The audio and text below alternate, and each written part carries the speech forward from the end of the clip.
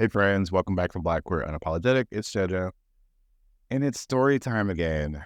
Yeah, I'm gonna be telling a story today that I never thought that I would even attempt to say out loud. There's a couple different scenarios in this, so I'm not gonna go too deep into each one because it could just take forever. But I wanted to tell these stories not because I'm ashamed of it anymore, but because for the longest time, I didn't fully understand what I was doing and why I was doing it. This one is called And Hooking Up with Your Friend's Man. And no, this isn't some messy he said, she said type of story. Nobody actually found out about these things, and there was no blow up or no drama. It was just me in my 20s being a hot mess. Uh, the choices that I made when I was fresh out of the military, I hadn't been engaging with a lot of gay people and no queer communities, no nothing. And I was lonely and attention starved, and I was really confusing attention for interest and love, and really confusing being wanted for actually being loved. This is a confession.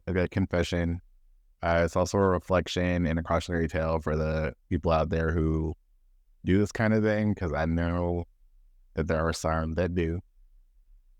And maybe also a heads up to the people out there who have friends like the one that I used to be, who are sneaky as hell and are messing around with your man behind your back. So let's get into it. Do you ever wonder, like, who else is fucking your man?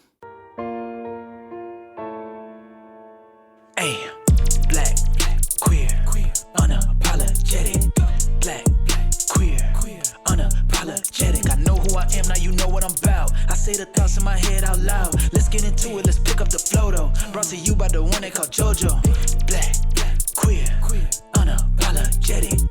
Black, queer, unapologetic. Let's go.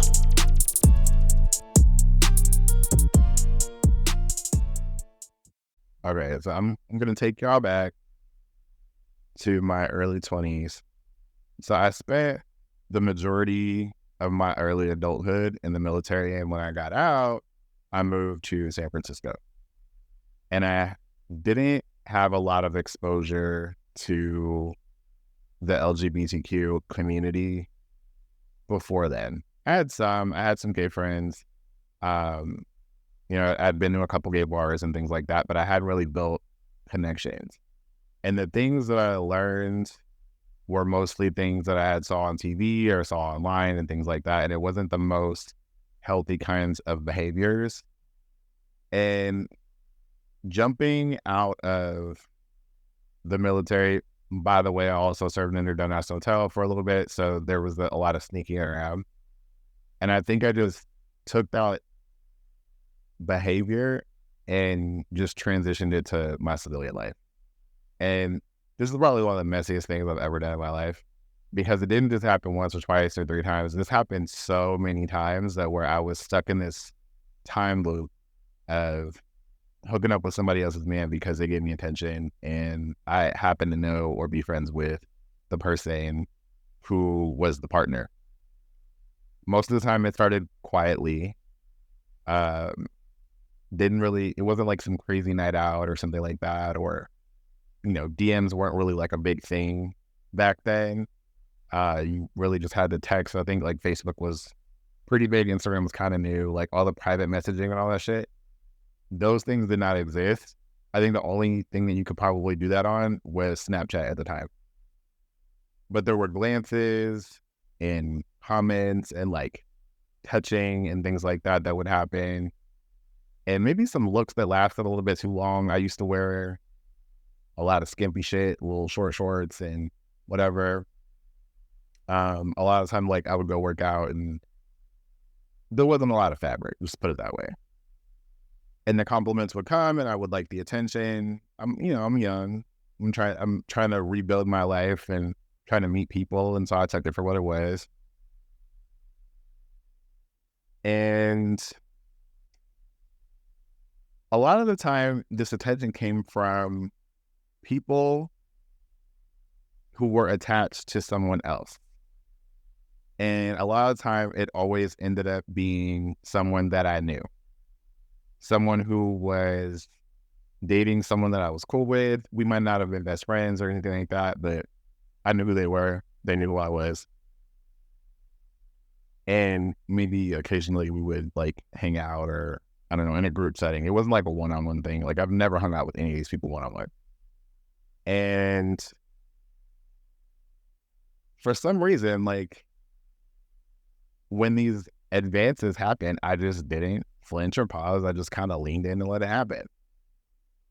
I told myself that it didn't mean anything, and I told myself that it was mutual, that I wasn't stealing anyone, or that, you know, that it's not my fault because they're the one in a relationship and they're the ones that should be, you know, policing their situation as far as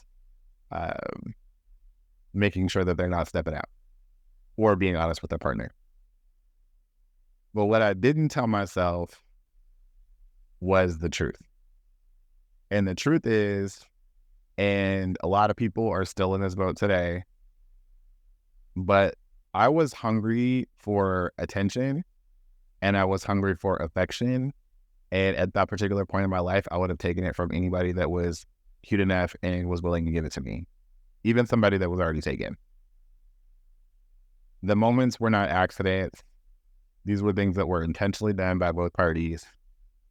And it was a start of a pattern that I didn't want to admit that I had. Because as these things started to go on, they became repeat hookups. Like they would come over, I would have a work from home day, and they would come over after work before going home, or they would be out at the bar and sneak away with me to go do something. And over the next few years, I just kind of find myself gravitating towards unavailable men. Some of these dudes I actually ended up like having feelings for, which is kind of ridiculous because I knew that they were taken before I even did anything with them. And that just started this trend of me gravitating towards those unavailable men, and not just emotionally unavailable. I'm talking literally unavailable, meaning they are with somebody else. They are not in an open relationship. They are not in a polyamorous relationship. They are in a monogamous relationship. And I'm over here on the side fucking around with this person. It got so bad to the point where I used to drive for Lyft when I was in my early 20s in San Francisco. And me and this one dude were hooking up. And I ended up picking his ass up. He was one of my riders when I was a Lyft driver. That got awkward as hell. And we ended up messing around in the car. Ain't that some shit? And I don't know, man. I just feel like a lot of the behaviors of just like not taking accountability for my own behavior and my own delusions and continuously doing that to be a distraction or to be someone's escape from their partner, or to be like the thrill but never the choice. That really took a toll on me. And I really had to grow out of it. I really did.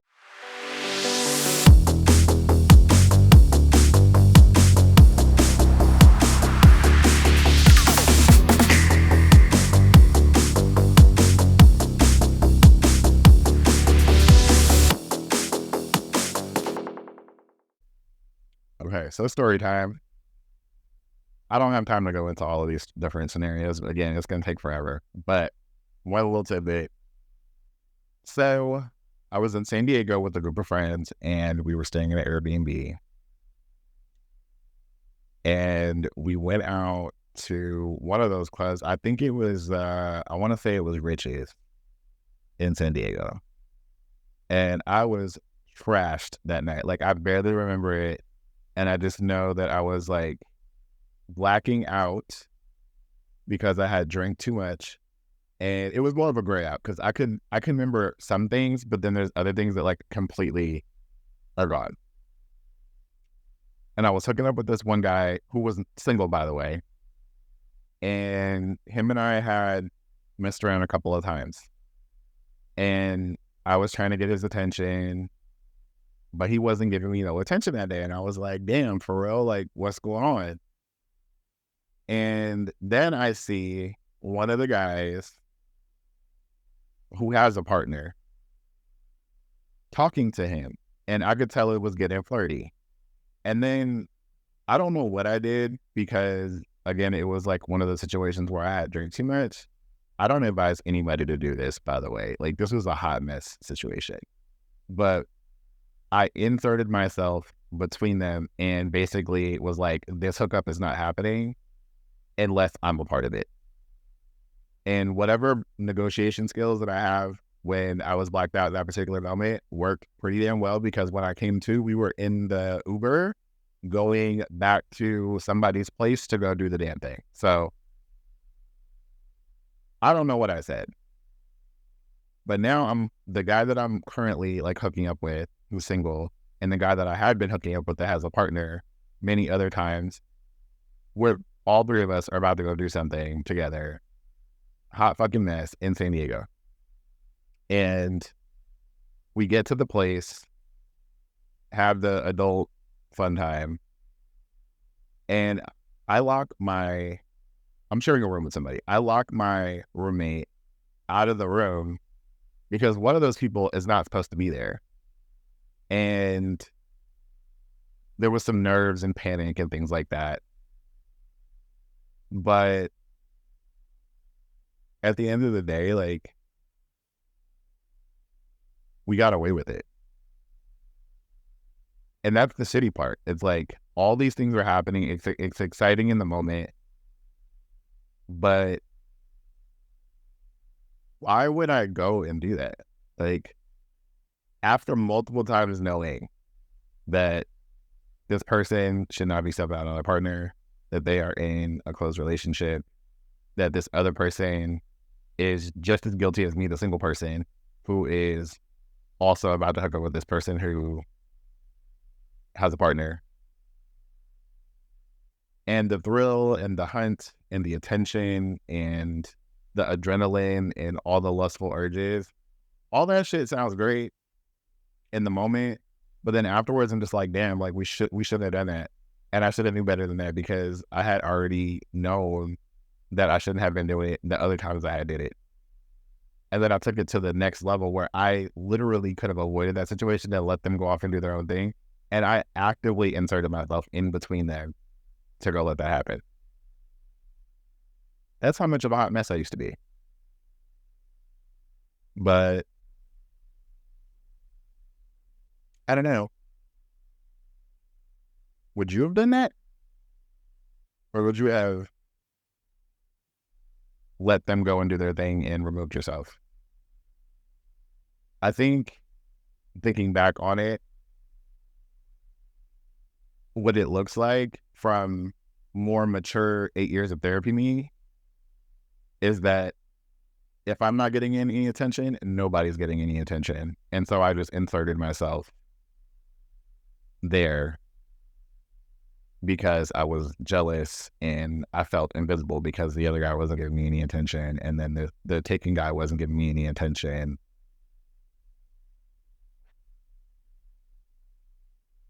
Horrible. But it's a learning experience.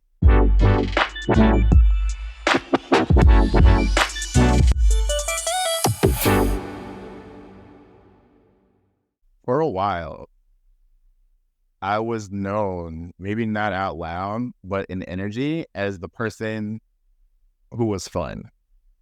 Like the one that you invite to the party. I might get a little messy. The one you flirt with, but not the one that you date. You don't want to date him. the one that you sleep with, but that's not the one that you're going to bring home. The one that you confide in when your man isn't acting right, but not the one that you're going to commit to. That was basically like who I was. And that role started to define me. People wanted me for a vibe, not for any value or anything besides the super fun, happy adult time. In that fantasy version, I outgrew it. I mean, people didn't fully see me. I have my flaws that span beyond the partying. There was emotional things, and I am a real person underneath all of that, even back then, not just now. And because I didn't want to be alone and the community that I was exposed to, I kind of just played that role and performed, and I said yes to it, even though I felt very used by it. And deep down, I really hated it. Getting attached to people who were unavailable, even though I put myself in those situations, there was no room for anybody to feel sorry for me, and not even for me to feel sorry for myself, because I've volunteered myself for those situations. But as I was adjusting and trying to grow up, I just didn't know how to stop, because part of me believed that being wanted, even in pieces, is better than not being wanted at all. And like I said before, nobody ever found out. The relationships that these people were in, they stayed intact. The events kept happening. The nights out kept happening. The brunches kept happening. Shit, we would have a fucking night out in the Castro, and I'd be leaving, and one of these dudes with a partner would walk after me, and then we'd mess around in an alley or something. Just stupid shit. And I just kept showing up and smiling and pretending that I hadn't done what I did. But, you know, behind closed doors, it's kind of hard to live with a lot of that stuff unless you're a sociopath. So I started to unravel, and the hookups just kind of left me emptier and emptier. And every morning after just felt heavy. And when I would get attached and the unanswered texts or being ignored, the silence was painful. It's hurtful. But again, who can feel sorry for you because you put yourself in that situation? I wasn't just hurting other people, whether they found out or not. I was hurting myself. And what made it worse is that I couldn't even talk about it. Who am I going to tell? Like, literally, who am I going to tell? Because how do you admit that you become a person that the person that you used to side eye? Like, oh, that bitch, the one that like fucks her friend's man.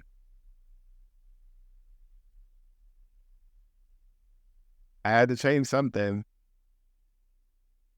but the change didn't happen overnight. I didn't wake up one day magically healed, but I did hit a wall.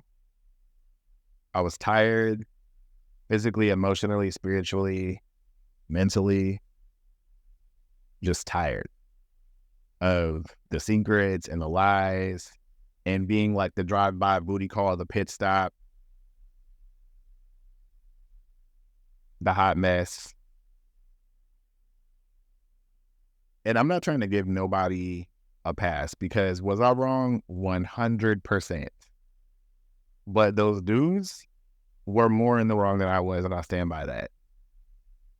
100% I stand by that, because if you're in the relationship and you are the one actively seeking somebody out in order to do something, well, that's worse than what I did. What I did was bad.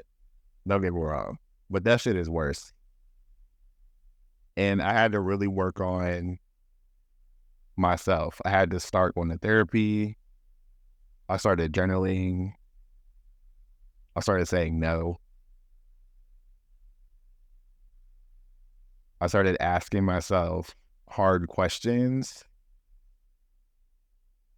would I do this if nobody else found out? Like, would I still do this if nobody ever found out? Today, the answer is no, I wouldn't. Would I be okay if this person never texted me again? No, I wouldn't. But now today, like before I engage in any of these types of situations, whether, somebody has a partner or not, because I feel like open relationships have become a lot more common, but people still lie. Like, don't get it twisted. You can be in an open relationship and still turn around and do some fuck shit because you're not honoring the boundaries of your open relationship, whatever those might be. So now I'm asking myself, do I feel respected?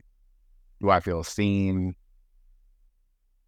And little by little over the years, I started to reclaim more and more of myself and not just be a body or the fun time guy. And I had to start being my authentic self 100% and not just a piece of myself in a moment. You're probably listening to this and you're wondering, Jojo, you didn't tell us anything. Like, I want to know more. Well, what you want to know? Because, like, the list is long. Like, when I first moved into my apartment in San Francisco, I didn't have no furniture. I just had a mattress on the floor. And one of these dudes, I had literally just met him. I just had met his partner. He told me some lie about them being open. He came over to my house after work when I wasn't working one day, and we hooked up, and he came over maybe 3 more times after that. And then multiple times we hooked up again in all kinds of different places. Another dude had a partner, gave him head in a car outside my apartment, had a threesome with him and some other dude, hooked up in Golden Gate Park with another dude's man. Like, the list is long, dude. Like, I can't even tell you over the years, like, how many times this shit has happened. Sometimes I was tricked into it, like, oh, we're open, oh, it's fine. It was not fine. Other times, it was just flat out, I'm fucking around behind his back, don't tell him, whatever. And I went along with it because I was a dumbass young person. It's the horny gay boy new to San Francisco. Now, that was me then. But today, I am not like that. But I see people who are still like that in today's world, and they are grown. So we ain't talking like 23, 24, 25, 26. We talking 30, 32, 33, 34, 35, 40. Fucking on somebody's man, trying to take somebody's man. Granted, you can't take somebody unless they want to go. However, the whole behind the back shit and like the gloating and try to make it seem like you some type of status level hookup or partner or person because you have somehow managed to separate someone from another person. That is some weird shit. Like, that is some weird ass shit. I believe in karma, and I believe that I have gotten my karma for the shit that I did. So, whether you believe in it or not, if somebody does the same shit to you, if somebody does anything similar, remotely similar, you cannot get mad about it because if you are the one who is fucking around and taking somebody's man or whatever it is, or you're cheating on the person and they leave you for another person, can you really get mad about that? You can't. You really don't have, like, you really just don't have a place to be upset about it because you have put yourself in the situation. So you're just going to have to live with it. But for me, now that I'm in my mid-30s,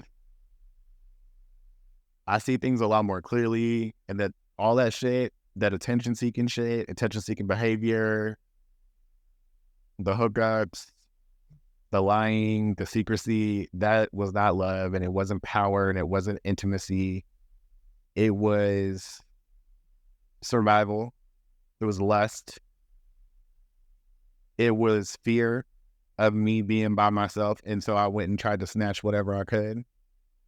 And I didn't have the tools or the self-awareness at the time to set boundaries because nobody ever taught me that. Nobody even let me know that I was allowed to do that. Like, I just assumed that this is the way that life operates as an adult gay individual. And I didn't have self-worth at the time to walk away from situations like that where I could just politely decline or cut those situations off when I knew that it was bad. But I know better now as I've grown up and hacked through all of those things. And I know that real interest isn't built that way. And real intimacy is something that makes you feel comfortable and safe and not guilty or have to like hide or lie. And I know I don't have to perform or seduce somebody to get what I want. If I got to bend over backwards and bend myself out of shape to be worthy or respected, then at the point that I am in my life right now, none of that is for me. It's just not. So to the friends out there who have a partner who has crossed boundaries, or if you're the one crossing boundaries with your friend's partner, you might not ever find out. And maybe that's for the best. If you're listening to this and you're going through some stuff like that, I'd try to figure out what the healthiest thing for you to do is, and to avoid the drama and see betrayal for what it is and see a lie for what it is. And if it's something that you want to deal with, okay. If it's something that you don't want to deal with, then move accordingly. If you are someone who has ever been where I was, let this be a mirror. You don't have to shrink yourself to be the hookup or the fun person to be seen. And you don't have to settle for attention just because love feels out of reach or intimacy feels out of reach. And you are allowed to say no. And you are allowed to expect more and to want more. Yeah.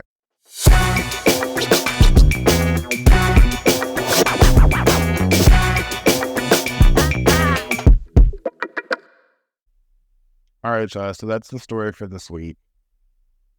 And unfortunately, I don't actually talk to any of these people anymore. So I don't even know if they'll ever listen to this. And even if they did, they wouldn't even know it was them because nobody knows that any of this stuff happened. So super weird. Yeah, but I finally understand what I was really looking for back in those early mid-20s days. And it wasn't sex and it wasn't chaos, even though I was the harbinger of chaos at that time. And I didn't really want the validation either. I wanted love and softness, and I wanted someone to look at me and say that you are enough just as you are. So if this episode stirred something in you, or you've been through something like this, or you're doing something like this right now, if you've ever chased the wrong kind of attention because you were starving for affection and you felt like you're going to be single forever, if you don't do this, I always joke about, in today's world, everybody's in a relationship and there's a bunch of people that are single wanting a relationship but somehow can't get into one. And the way to get a man is to take somebody else's man. Please don't do that. Please don't do that. We are too grown to be acting like that. Anyway, until next time, stay black, stay queer, and always stay honest with yourself. See you next time. Bye.